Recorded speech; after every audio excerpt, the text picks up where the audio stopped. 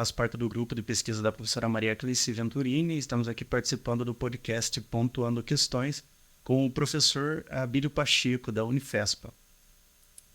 Então, o professor Abílio Pacheco ele é doutor em História e Teoria Literária pela Unicamp, com estágio sanduíche na Universidade Livre de Berlim, professor da Universidade Federal do Sul e Sudeste do Pará, Unifespa, do programa de pós-graduação, mestrado acadêmico em Letras, pós-LET, e do mestrado profissional em Letras, Prof. Letras.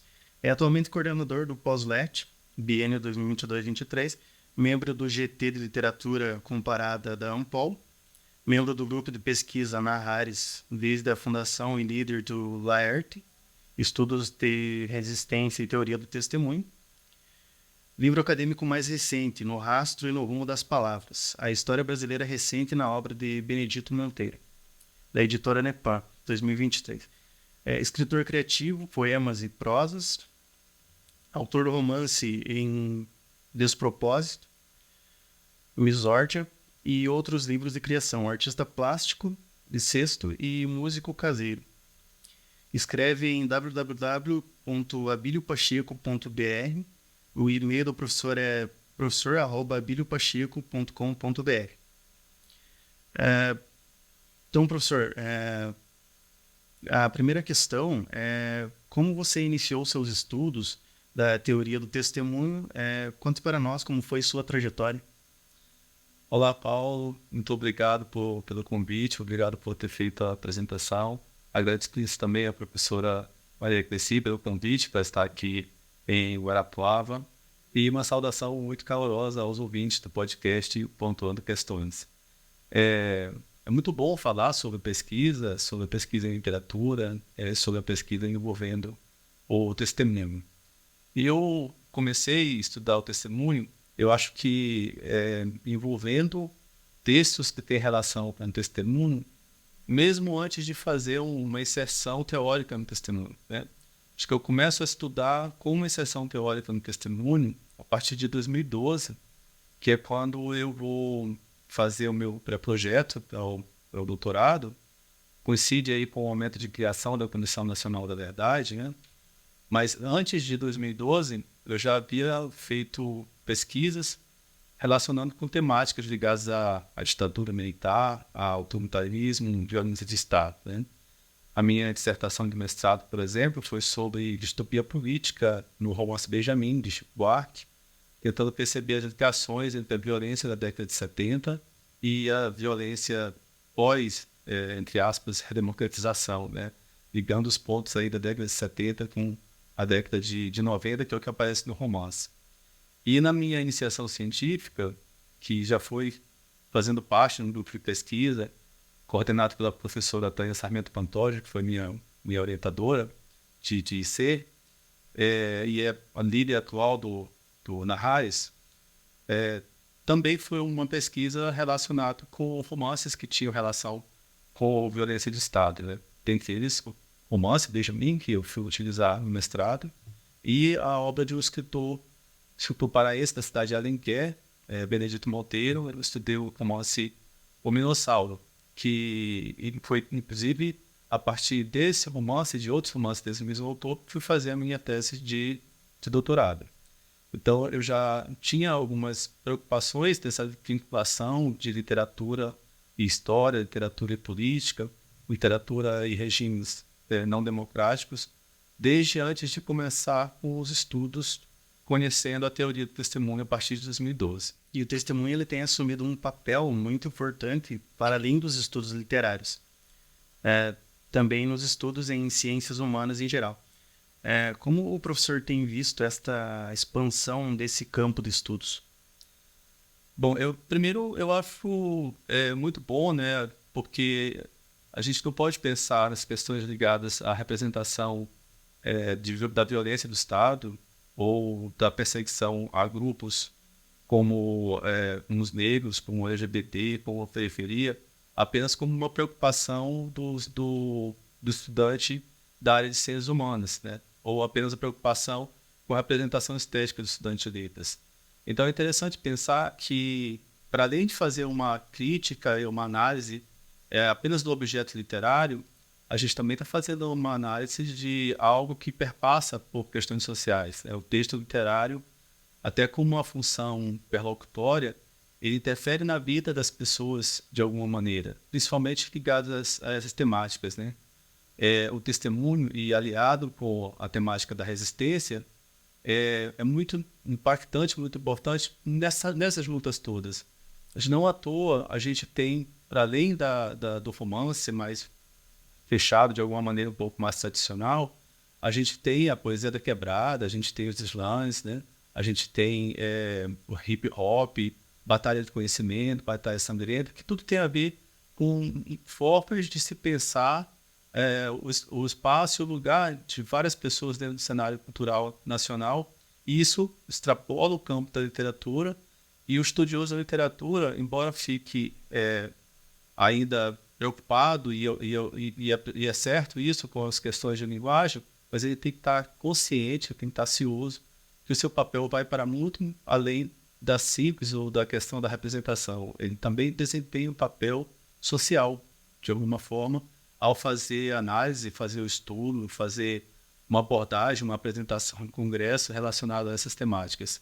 De alguma maneira, a ação do analista também é uma ação belocutora, porque ele também se envolve nesse processo, nessa luta. Não dá para ser algum estudioso de testemunho sem ter um quê de engajamento também.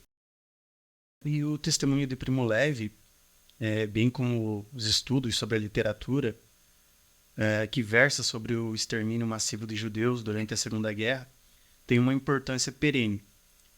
Você poderia nos falar um pouco a respeito, relacionando com o momento atual do Brasil? Ufa!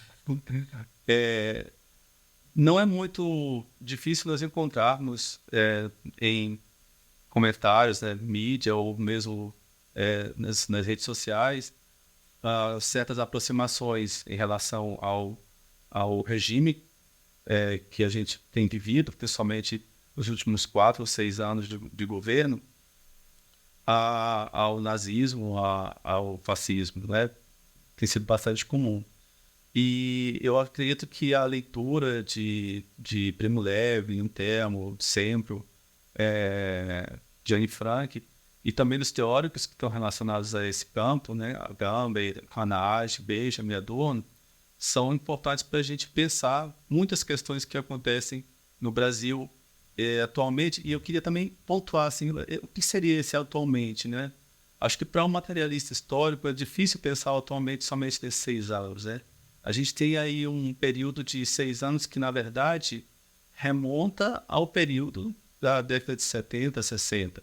Então, acho que o atualmente, nesse sentido, ele é um atualmente longo, considerando a mentalidade comum.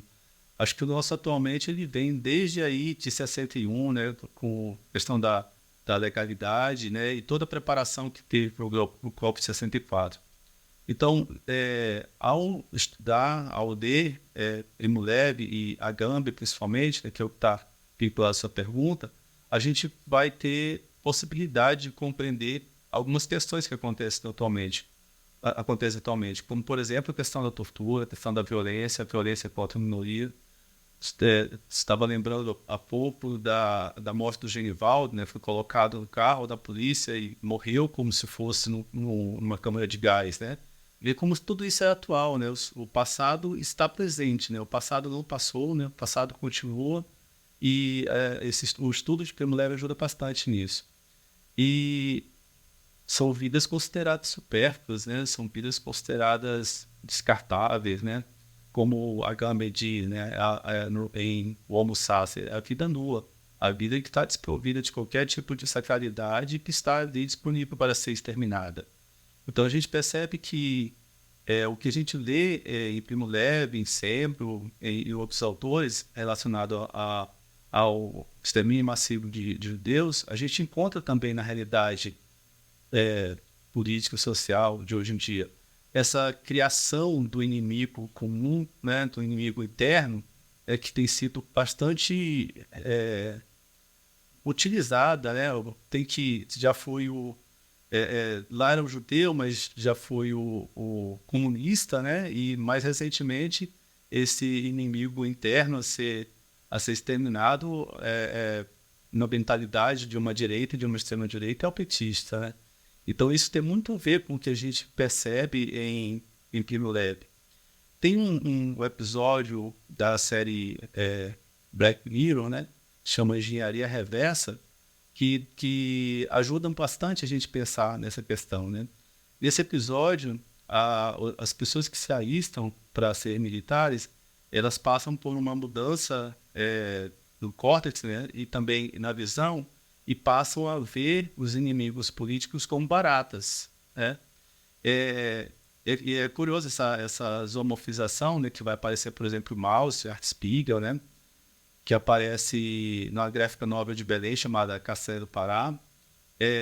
Essa zoomorfização é uma forma de transformar o inimigo num sujeito matável, né? E em Agamben e Primo Levi a gente percebe, a gente lê essa construção desse inimigo como um sujeito descartável. E eu acho que para os estudiosos de ciências humanas em geral, para os estudiosos de artes, né, de literatura, é muito importante revisitar esses textos porque eles são atuais, eles estão aí, né? Então, eu acredito que é muito, muito relevante nesse sentido. Sim, com certeza. E o que você vem estudando, pesquisando atualmente? E qual a relação com a literatura de testemunho em geral? Bom, eu estou na Universidade Federal do Sudeste do Pará há 2 anos, né? Logo que eu terminei o doutorado, eu fui transferido, eu pedi transferência para lá, antes eu estava em Bragança, e assim, eu retornei para a cidade onde eu fiz a minha graduação, né? E é uma cidade que eu conheço bastante, uma realidade social que eu vi se transformar em vários sentidos, inclusive por causa de mudanças climáticas, né? A cidade, a década de 90, é uma cidade que ficava nos meses de janeiro e fevereiro, caiu uma chuvinha boba durante 3, 4, 5 dias, irritava, mas era gostosa. E hoje a gente tem uma cidade que tem shopping ainda, claro, mas não mais da mesma forma. E eu falo dessas transformações, mas eu também tenho a ver com transformações ligadas ao avanço do agronegócio. É uma região considerada uma região de fronteira, porque é o avanço do agronegócio sobre a floresta, né? E é uma região de conflitos mais diversos, principalmente conflitos ligados à posse da terra, à violência agrária, um lugar onde teve pessoas morrem. Acho que tem a história da irmã Dorothy, né, que foi assassinada em Anapu, o massacre de Eldorado, em 96. Então, estando em Marabá, eu resolvi fazer uma pesquisa tentando localizar os textos que envolvem o testemunho de uma maneira mais ampla e abrangente possível, relacionada às questões nacionais, às questões que aparecem em outros testemunhos, como racismo, misoginia, feminicídio, etc., mas também textos que tivessem relação com a realidade da região. Então, o testemunho que eu estudo, junto com os meus alunos de iniciação científica, principalmente, o título do projeto é um nome que eu mesmo estou conseguindo precisar, mas é sobre o teor testemunial da poesia do sul-sudeste do Pará, né? E é isso que a gente tem feito. A gente tem lido os poetas, né? Começando por esses autores de textos em verso, também as letras de canção, que também são muito relevantes, e tentando localizar quais são os textos que tratam de temáticas que têm a ver com a região. Temos encontrado coisas bastante interessantes nesse trabalho de pesquisa. Interessantes e importantes, né? Só para ficar com um exemplo, eu acompanho o trabalho de iniciação científica em que a estudante, a Ieda Mano, ela fez o trabalho de IC, depois ela fez o TCC, envolvendo os poemas relacionados à enchente na cidade. A enchente é um fenômeno natural, a gente não pode como controlar. Entretanto, a enchente não vem da mesma forma para todas as pessoas, né? Nós vamos ter pessoas que moram na beira do rio, mas tem casas 2 andares, tem escritório de advocacia. E vamos ter as pessoas que precisam de ajuda do poder público, né? Precisam que a prefeitura construa casas populares improvisadas e lamentavelmente precárias, né? Temos a Defesa Civil, que vai fazer filas para dar para as pessoas, né? Então, o trabalho da IEDA foi ver como essa realidade social como os poetas, no caso, 3 poemas que ela encontrou sobre essa temática, apresentam o teor de testemunho ligado a esse impacto das enchentes em pessoas que não têm, que estão em vulnerabilidade social e que não têm poder aquisitivo para poder manter uma outra casa no espaço mais alto da cidade. Atualmente também estou orientando, e ele já está no mestrado, né, que a gente é uma alegria, o professor saber que fez um encaminhamento no processo de IC, de TCC para o mestrado. Atualmente estou orientando também um TCC de uma aluna que está estudando 2 poemas relacionados ao massacre de Eldorado dos Carajás, né, em 96, uma ação do governo da Polícia Militar, deixou para registro de história 19 mortos, né, mas as pessoas da região dizem que muitas outras pessoas morreram, e temos principalmente poemas e letras de canção relacionados a esse episódio. Então, a Vitória Gomes está fazendo o TCC dela relacionado a essa temática. Então, essas têm sido as minhas preocupações, meus interesses no momento de pesquisa com os alunos, principalmente da graduação. Verificar como os autores da região têm trabalhado as temáticas que aparecem por ali, como aparecem nos textos literários. Sim, perfeito. Quais seriam suas sugestões de leitura? O que você indicaria para o neófito nos estudos sobre a teoria do testemunho? Bom, primeiro eu queria dizer assim que é importante a pessoa que vai estudar o testemunho, a teoria do testemunho, lembrar que, para além da teoria do testemunho, o segundo elemento também é importante para ser estudado, ou seja, o texto de teor testemunhal, o texto que tem testemunho, ele testemunha algo, né? Então, se você vai estudar o testemunho da Shoah, né, do extermínio massivo de judeus, então você tem que se reforçar nas leituras relacionadas a isso.